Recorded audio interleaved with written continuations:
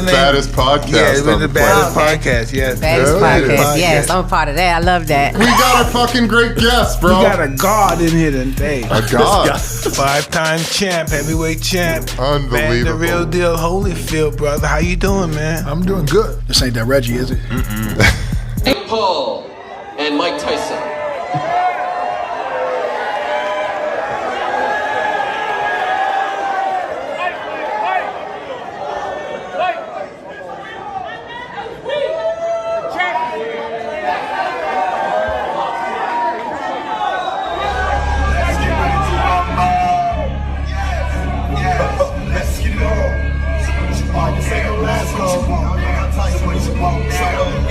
Undefeated in his record-breaking boxing spectacle for the ages, and it all happened live on Netflix. For the first time ever, Netflix and Most Valuable Promotions, MVP, teamed up for a boxing mega event headlined by Jake El Gallo de Dorado, Paul versus the baddest man on the planet, Mike Tyson.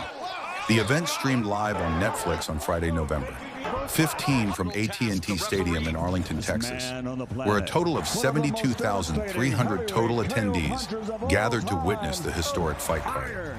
At home, streaming peaked at 65 million concurrent streams watching around the world, with 38 million concurrent streams in the United States. In the main event, Jake Paul and Mike Tyson entered the ring to slug it out in a heavyweight bout for 8 two-minute rounds. Tyson showed signs reminiscent of his life as a champion throughout the fight, while Paul landed clean shots in several rounds to give him the edge with the judges. In the end, Paul was declared the winner by unanimous decision. Taylor Serrano 2 was also a record-breaking fight. The co-main event was the most-watched professional women's sports event in U.S. history, with an estimated 74 million live viewers globally. Katie Taylor and Amanda Serrano fought a brutal 10-round rematch for the undisputed super lightweight world championship. Serrano delivered more punches, while Taylor countered effectively. A fourth-round head collision left Serrano with a cut above her right eye. In the end, Taylor defended her title as the undisputed super lightweight champion of the world after all three judges scored the bout 95-94 in her favor. A little bit, an uppercut from Jake Paul. Too slow on his feet. Well, he was already cut up right there. That was a nice 1-2 there. That was a solid 1-2. I got to talk to you about something real quick. I take my kid. You know, I'm Cuban, and Cubans are very proud of their boxers. So I take my kid hitting the mitts, and I sent it to my uncle. He's 80, and my uncle came back. He goes, "You tell that fucking teacher of hers that we're distant cousins of Kid Chocolate." Yeah. Right? So I know that part of your fucking genius is that you watched a lot of tape. There ain't nobody that can tell you a story about a fight. His name is Eligio Sardinas. Sardinia, compadre. Sardinia, you know what Sardinia means in Spanish? It's Spanish name. That's from Spain. Yeah, right? that's yeah. no. Sardinia means what are those things that you eat in prison? Sardines. Sardines. Yeah. So Sardinia, yeah. Kid Chocolate, Sardinia. When you're in New York, and I lived in Union City, is the second biggest Cuban population in the country. A big shout out to Lucio Fernandez. And before you got into a fight when you were Cuban, the first thing you told the motherfuckers, listen, before we box, I just want you to know, my cousin's Kid Chocolate. Really? No, but it's a fucking island. We're all cousins.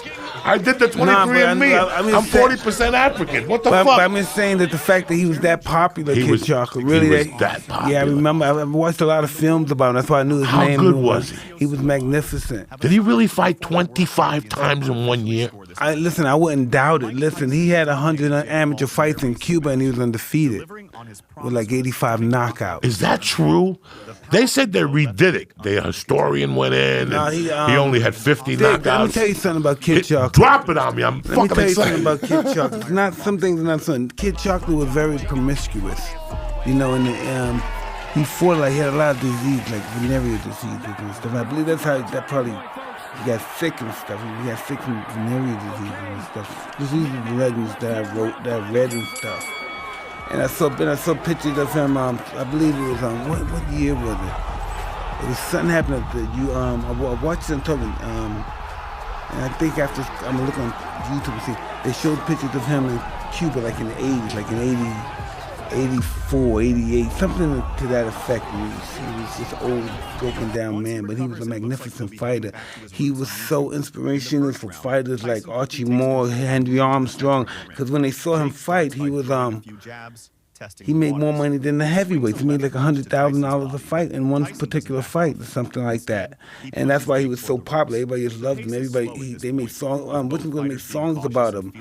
Count Basie did songs about Kid Chocolate and stuff. He was just a magnificent sensation when he came to America. He moved to New York, and he was awesome. He was from Panama, Al Brown, and all those guys. He was just magnificent. It's just that he had got sick. Did you watch a lot of tape on him and study him? Everything. I watched him fight Fidel Barber. I watched him fight all those guys that he had. He was a magnificent fighter, man. He fought Tony Cantaneri. He fought all these guys. He had probably 150 fights, pro fights. Great fighter, very sensational fighter, very popular fighter, one of the most popular fighters. And they had people name themselves after him too. Right. Such a Kid Chocolate, Big Chocolate, this and that. Sardinians. Awesome fight. Because when he came to when Castro took over, he was a very wealthy guy, Kid Chocolate, but he took everything. And he died in Cuba, correct? Yeah. Castro took everything? He was wealthy. Yeah, he had money, and Castro took all the property and all the cash out of the bank. They were communists, so I guess that was basically... They had to shut it down. Yeah. But Jake ties him up to avoid getting hit. It's a tense moment, but Jake doesn't let Tyson take control. He responds with a stiff 1-2 combination, showing he's not backing down. Now, Jake is really pushing hard in round 3, starting off with a burst of punches right after the bell. Even though his combinations are blocked, he's throwing a lot more punches than Tyson. The problem is he's just not landing much. Tyson, staying cool, smiles and steps back into position. He jabs to Jake's body and then follows up with a left to the head. Tyson manages to sneak in a solid right hand that connects with Jake's jaw, showing he's still dangerous. Tyson tries to corner Jake, but Jake isn't backing down. He counters with a sharp left hand, surprising Tyson. Jake then follows up with a lunging 1-2 punch, quickly adding a nice combination that moment really stands out. Jake finally gets through with some solid punches. Tyson quickly covers up, but he fires back with a strong right hand that lands clean on Jake. The round gets even more intense, with Jake making sure Tyson knows he's not done, even talking to him after the bell rings. Round 4 is wild for both Jake and Tyson right from the start. Jake gets to work, throwing punches and moving quickly around the center of the ring. He's fast, there's no denying that. He darts in and out, making it hard for Tyson to pin him down. But Tyson isn't holding back either, landing a solid left hand to Jake's body.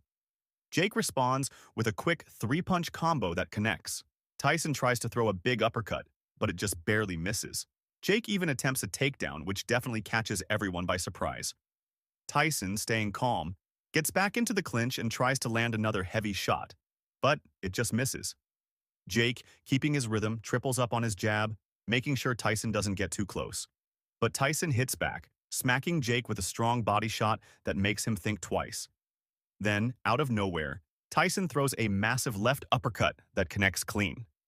It's a powerful punch that has the crowd on their feet. Now we've reached round 5 and things are really heating up.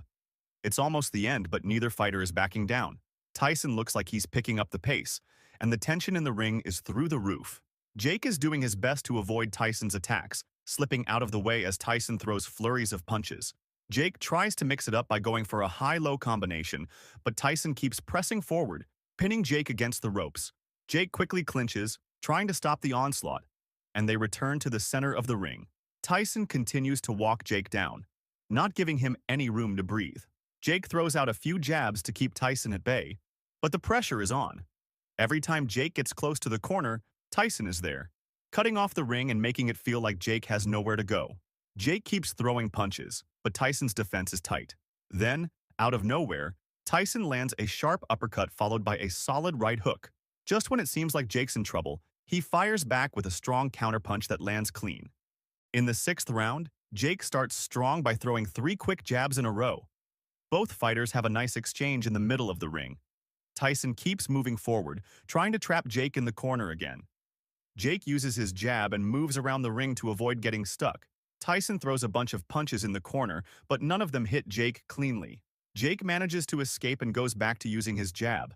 Tyson lands a solid left hand, but Jake is letting himself get trapped in the corner too easily. Tyson doesn't seem to care about Jake's power and keeps coming forward.